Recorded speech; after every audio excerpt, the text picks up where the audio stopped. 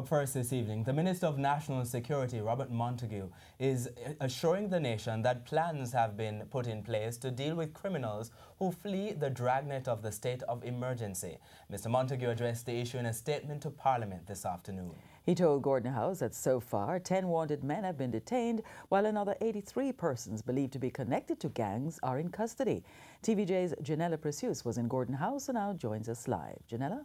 Thank you so much, Archie and Lorraine. Well, the minister used the opportunity to address many concerns in the public sphere relating to crime. On the state of a public emergency, he acknowledged that it is not a cure to all the country's problems. Instead, he argues it's meant to cauterize the situation while providing the space for other sustainable interventions. Now, Mr. Montague also told the House that the security forces took into consideration that criminal elements will attempt to flee St. James to neighboring parishes. As such, he announced that divisions within Area 5 conducted a 24-hour blitz, which saw increased visibility and intensified operational activities to include raids and searches. He reported that 18 persons were detained in St. Catherine North and 1 in St. Catherine South. Operations have also been launched in St. Anne, St. Mary and Westmoreland.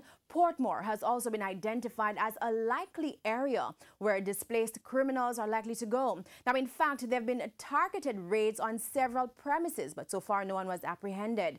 Now, there was no mention of Clarendon, which continues to grapple with crime. Member of Parliament for Northern Clarendon, Horace Daly, was incensed. 6 beheadings in the parish of Clarendon between last year, I think, and January.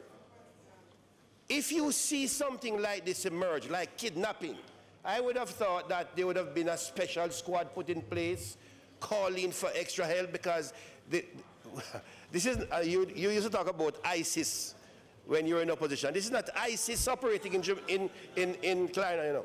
It's a new type of crime. Body found in the Rio Minnow, no head. Body found in Comfort, 2 bodies, no head. And it doesn't jerk you. It doesn't jerk the government. Mr. Speaker. I'm asking you. It doesn't trigger. This doesn't trigger a response from the administration for a special investigative unit to be put in place for what has happened in the parish of Clarendon. Mr. Speaker. If this don't jerk the government, what will jerk you? Mr. Speaker.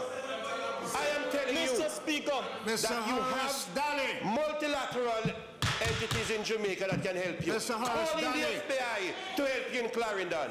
Mr. This is a very serious thing. Calling the FBI, my friend, it is serious.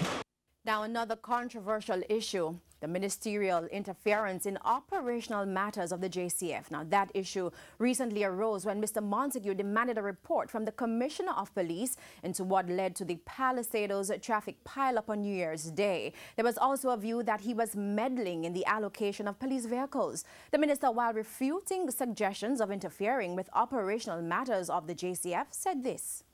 In 1993, Parliament amended the Jamaica Constabulary Force Act and gave full supervision of the force to the Commissioner. It was the right thing at the time. I am not advocating for it to be reversed, but it is my considered view that the people's representative must have a clearly defined role if he or she is to be properly held accountable by the citizens for the safety and security of the country. Mr. Speaker, I wish to make it abundantly clear. The opposition will not support any effort to give ministerial authority to the minister for any operational matters. And finally, the minister promised that fundamental and far-reaching changes are coming as the administration steps up efforts to secure the country. Archie and Lorraine, is back to you. Thanks, Janella.